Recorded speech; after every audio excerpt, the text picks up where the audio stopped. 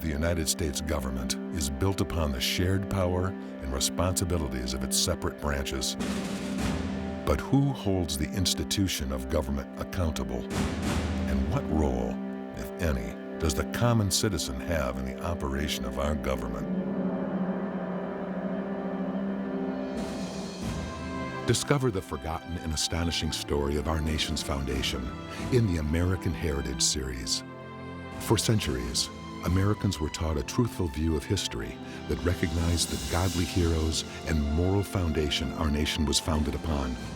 But in recent years, a new version of history has assaulted the moral and spiritual fiber of our nation, leaving the truth of our past eliminated and forgotten until today.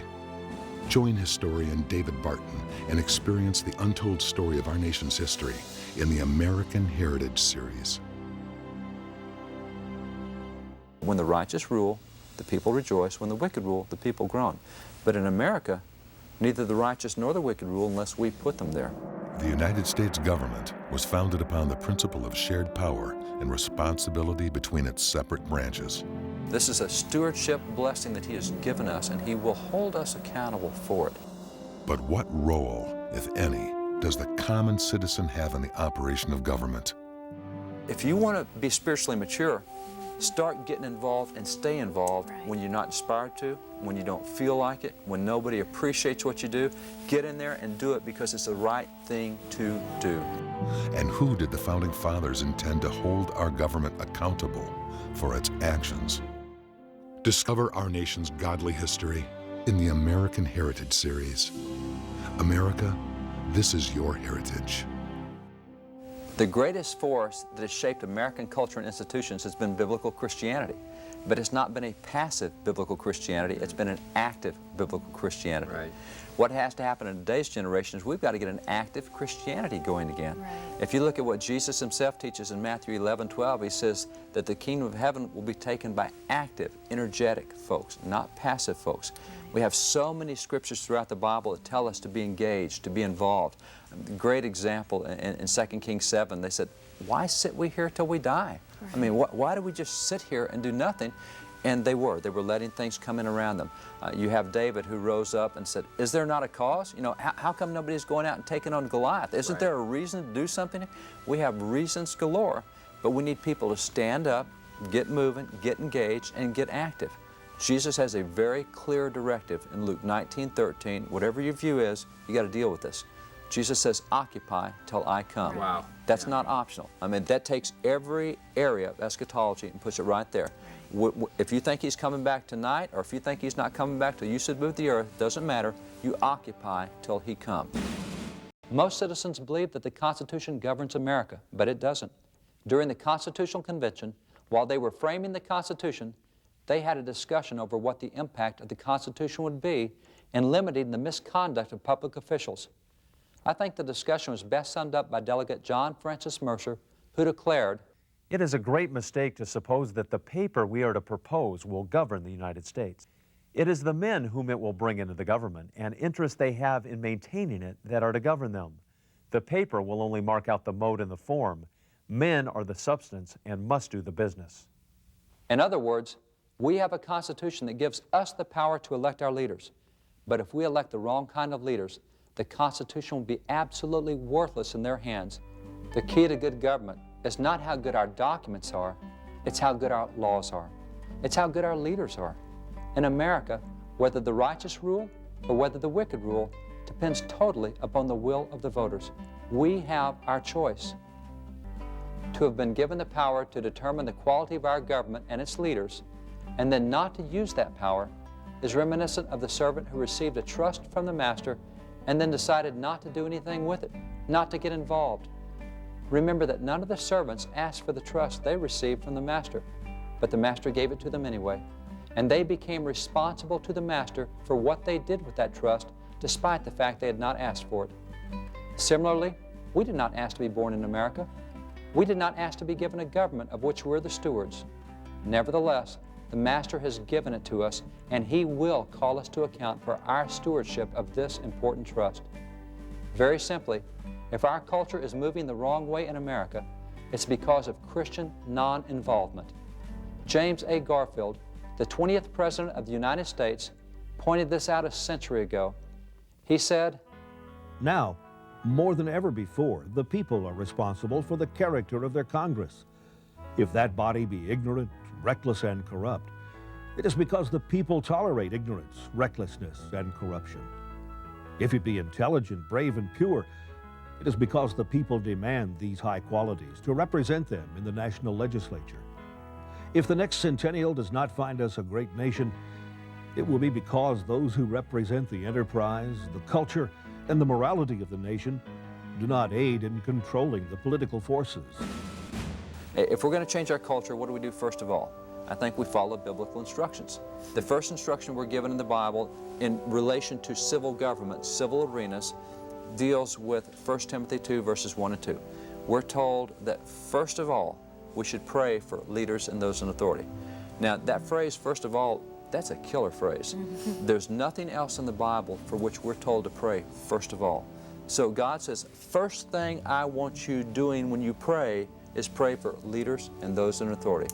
Wow. Newsflash, Christians, if you're praying first of all for your family, for your ministry, for whatever else if you're not doing first of all prayer for leaders and those in authority, you're not praying biblically.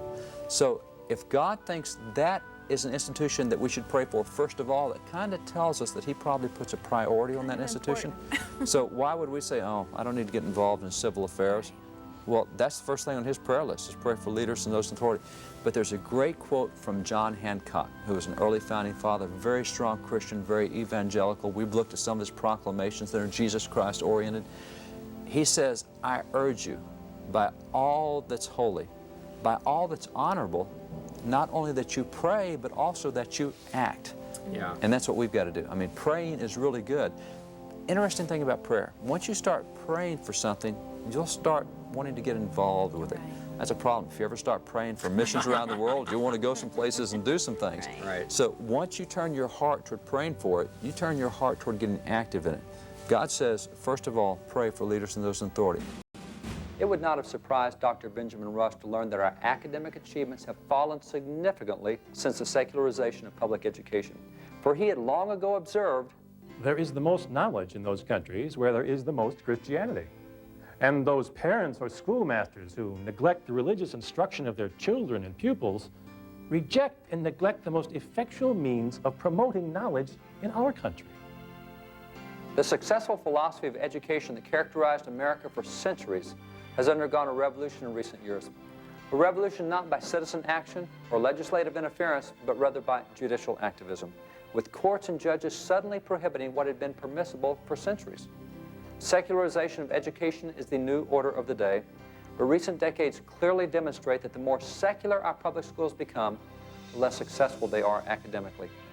Unfortunately, too many today are unaware of the massive and dramatic changes that have recently occurred in American education, and too many others are simply complacent. Yet it is important that every citizen today, whether they have students in school or not, be concerned about the condition of education. As educator Noah Webster warned long ago, the education of youth should be watched with the most scrupulous attention. It is much easier to introduce and establish an effectual system than to correct by penal statutes the ill effects of a bad system. The education of youth lays the foundations on which both law and gospel rest for success. Every citizen should exert the time and effort necessary to ensure that schools are teaching sound content and providing a good education, and that those who teach in the classrooms, as well as those elected to school boards and legislatures, are individuals who respect, honor, and embrace the time-tested principles of a sound education. And if the leaders in schools you work with will not do so, then replace the leaders or start new schools. Remember, imparting mere academic knowledge should never be a sufficient final objective for learning, nor should the secularization of education ever become acceptable. A sound education should instill the three elements long proven to be the basis of a successful education, the three elements of religion, morality, and knowledge. These elements should be instilled in our schools, but they should also be instilled at home, at church, and throughout our communities. The United States government was founded upon the principle of shared power and responsibility between its separate branches. But what role, if any, does the common citizen have in the operation of government? And who did the Founding Fathers intend to hold our government accountable for its actions? Discover our nation's godly history in the American Heritage series. America, this is your heritage. Now, what can we do as citizens to change our culture? First off, we got to change the way we think. Right. We have this thing that says, you know, America's got nearly 300 million people. I'm just one in this huge nation of people. I can't make a difference. As long as we think like that, we won't make a difference. Proverbs 23:7 says, as a man thinks in his heart, so is he. If that's your view, is that you can't make a difference, then you're going to sit there and not make it. You got to change your view. You can make a difference. And you see, that's not even optional about whether you can make a difference. There's a great story where the disciples come to Jesus in Luke 17, and they say, Lord, increase our faith. That's a great spiritual request. His answer is pretty interesting. His answer, he tells them a parable that you say, what does that have to do with increasing faith? He said, let me tell you this story. He said, there's a man who was tending sheep. He was taking care of sheep, and I have to say, growing up in Texas, I grew up farming and ranching. I took care of sheep, hundreds of sheep, hundreds of goats. I took care, and the fact that we're called sheep in the Bible is not good news. That's got to be one of the dumbest animals in the world. I mean, it says great things about the shepherd. The fact that we're sheep says great stuff about him. If he can handle us, he's done really well. But the fact that when you're a shepherd, you take care of sheep, you have to mess with them from what we call can see to can't see, from sun up to sundown. I mean, it's a day long. And chasing those silly things around, well, you deal with them. That's hard work. Then the servant came in, and the servant got there, and the master said, I'm hungry. Feed me. Take care of me. Wait on me for a while. This guy's worn out from a hard day's work, and now he takes care of the master, and so he has to wait on him and feed him and serve him. And after it's all done, the master doesn't even say thank you. And so here's this servant who's worked his tail off, and then after he got really tired, he worked some more, and nobody's even told him thank you. And the response, and this is what Jesus gave us a response, he says, I'm an unprofitable servant. I've done that which is my duty to do. He wasn't looking for thanks. He wasn't looking for results. They say, Lord, increase our faith. He says, let me tell you this story about doing your duty. Let me tell you this story about getting involved and staying involved when you don't feel like being involved, when nobody says thank you for being involved. That's good, dude. See, the thing is, if you want to be spiritually mature, start getting involved and stay involved when you're not inspired to, when you don't feel like it, when nobody appreciates what you do. Get in there and do it because it's the right thing to do. What legacy will we leave the next generation? Many argue that the next generation is not our concern, for Christ will return before that. But it's important to recall that every generation since Christ was on earth has believed that Christ would return in their generation. So far, they've all been wrong. But nonetheless, we're told in 1 Thessalonians 5:2 to expect His return as a thief in the night. Yet regardless of what our eschatology might be, Jesus has clearly told us all in Luke 19:13 to occupy until He comes. Therefore, we should heed the warning delivered to citizens in 1803 when the Reverend Matthias Burnett charged, Finally, ye whose high prerogative it is to invest with office and authority, or to withhold them, and in whose power it is to save or destroy your country, consider well the important trust which God has put into your hands. To God and posterity you are accountable for them. Let not your children have reason to curse you for giving up those rights and prostrating those institutions which your fathers delivered to you. it's time for Christians to re-engage in civil stewardship from a biblical viewpoint, a viewpoint long understood by previous generations. It's time for Christians again to become salt and light in every arena of society, including the civil arena, and to influence society through acts as simple as voting. Indeed, the Bible reminds us that when the righteous rule, the people rejoice. But the righteous can't rule unless some of the qualified ones are willing to run for office, and unless the rest of us are willing to get out and elect them when they do run. Psalms 33:12 declares that blessed is that nation whose God is the Lord, and if America does not stay blessed, it will be because Christians did not stay involved. So let's get involved. Let's make a positive difference in America again. It's almost like the key to this is occupy till I come. That's it. The words of Christ Himself. And whether we think there's a lot of work to be done, or we're supposed to stand ye gazing. Christ's words trump all of that by saying, occupy till we come. Right. So we got to get in the game, kind of. Well, we got to get in the game. Our founding fathers had a concept of stewardship that I think we need to recapture. And they saw stewardship in the form of every blessing that had been given them, civil, religious, family, otherwise. And if you look at what happened in Matthew 25 and Luke 19, the parables we have of the minas and the talents, it's the minas in Luke and it's the talents in Matthew. The master calls the servants together, Christ calls everybody together, says, okay, I'm giving you this and this and this, and you take care of it till I come back. So he takes off. At some later point in time, he comes back. He says, all right, it's accounting time. So one, in Luke 19, the minas, he took one, gave it to this guy. This guy had taken it, and he kept it really well. Didn't lose anything. Nothing was gone from what he was given, but he didn't increase anything. And the master says, out. You know, the very first command God gave was multiply. I mean, that's the very first thing. And that's what he said. He said, you could have at least put it in the bank and made some interest on it, 2-3%. You know, I mean, maybe you didn't turn it in fivefold and tenfold like the other guys, but you should have had some increase. Right. You just sat there with it and held it. You haven't done a thing with it. And, you know, it's not sufficient to not lose what we've been given. We're supposed to expand, increase, and multiply. And that guy was faithful to keep what he'd been given, but he didn't expand it. He didn't increase it, didn't have any further influence, and he got in trouble. Now, the next guy has the 1. He turns it into 5. The next guy has the 1, he turns it into 10. So the way the founding fathers, and by the way, here's another interesting little thing for our Christian mentality today.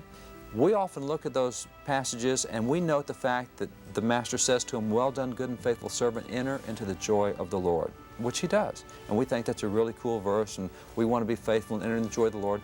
We also miss something else he told those. The one who had taken the 1 turned it into 5, the one who had taken the 1 turned it into 10. He said, well done, good and faithful servant. You've taken 1, turned it into 5. I'm going to make you a ruler over 5 cities. And this one he says, I'm going to make you a ruler over 10 cities. We go, wait a minute, time out.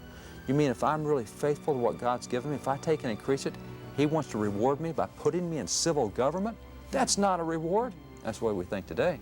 He thought it was a reward, which also tells you how highly he thinks about civil government, that those who do really well with what he's given, he wants to put them in a civil arena. Wow. Now, having said that, you go back to this, the way the founders would view this, real simple. We're going to stand before God someday. He's going to say, I gave you your life. What'd you do with your life? Well, Lord, I did exactly what you said. First off, I committed my soul to you, but you also said he that wins souls is wise, so I led other people, and I went through, well done, good and faithful servant. He says, I gave you your family. What'd you do with that? Well, Lord, I did exactly what you said. I loved my wife. I respected my husband. I brought my children up in the nurture and admonition of the Lord. I did everything. Well done, good and faithful servant. He says, I gave you your possessions. What'd you do with your possessions? Well, Lord, I tithed just like you said, but I even went further and I did the offerings you talked about. I helped the widows and the orphans in their affliction. I did James 1:26. And he says, well done, good and faithful servant. And then he says, I gave you your government. What'd you do with that? Oh, Lord, I decided not to get involved in that one. Wow. Not optional. You know what's significant about that entire parable is none of the servants asked for the stewardship they'd been given. None of them said, I want 1, I want 5. He gave to every one of them. And that's what one of those servants says. I didn't ask for this. Why are you holding me accountable? See, that's where we are with America. We may not have asked for this nation. We may not have asked for this government. But he's going to ask us about it. Wow. He's going to say, what did you do with that government I gave you?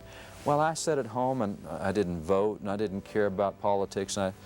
This is not optional. This is a stewardship blessing that he has given us, and he will hold us accountable for it. The United States government was founded upon the principle of shared power and responsibility between its separate branches. But what role, if any, does the common citizen have in the operation of government? And who did the Founding Fathers intend to hold our government accountable for its actions? Discover our nation's godly history in the American Heritage series. America, this is your heritage. As citizens, we must vote righteously. And by the way, this first assumes that we are voting. This responsibility to vote and to vote righteously has been made clear from generation to generation. One such voice heralding this responsibility was that of Charles Finney.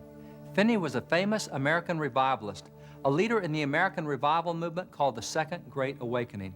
He was also the president of a college that even decades before the Civil War admitted both black and white students as equals. In fact, The students from the college where Reverend Finney was president not only became some of the most active conductors of the Underground Railroad, but also started several of America's black colleges and universities. Reverend Finney wisely admonished, "The time has come that Christians must vote for honest men and take consistent ground in politics. Christians have been exceedingly guilty in this manner, but the time has come when they must act differently."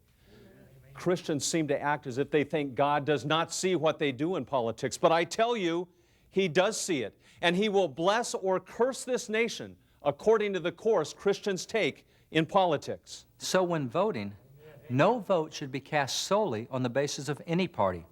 The values of each individual candidate must be examined. An illustration of this important principle is seen in the life of Dr. Benjamin Rush, a signer of the Declaration who worked with the Reverend Richard Allen to found the AME Church. Dr. Rush served in the presidential administrations of 3 different presidents, each of whom was from a different political party. How could he do this? What was his own party affiliation? He once explained, I have been alternately called an aristocrat and a Democrat. I am neither. I am a Christocrat. I believe all power will always fail of producing order and happiness in the hands of man. He alone who created and redeemed man is qualified to govern him. very simply, Benjamin Rush didn't care what a party called itself. When he found someone who stood for God's principles, he would stand with him, no matter the party. The love of correct principles, and not the love of a party, must be the key to our political involvement. Frederick Douglass, who served as a minister of the gospel, had agreed, declaring, I have one great political idea. That idea is an old one, is widely and generally assented to. Nevertheless, is very generally trampled upon and disregarded. The best expression of it I found in the Bible. It is in substance, righteousness exalteth a nation. Sin is a reproach to any people. Proverbs 14:34. Now this constitutes my politics, the negative and positive of my politics, and the whole of my politics. I feel it my duty to do all in my power to infuse this idea into the public mind that it may be practiced. Douglass was right. As citizens, we must vote righteously. And by the way, this first assumes that we are voting. This responsibility to vote and to vote righteously has been made clear from generation to generation. The scripture says, Proverbs 29:2, that when the righteous rule, the people rejoice. When the wicked rule, the people groan. But in America, neither the righteous nor the wicked rule unless we put them there. If it's the wicked that's ruling, how'd they get there? See, this is a difficulty we have. The Christian community is one of the smallest voting blocks in the nation, although we're one of the largest groups in the nation.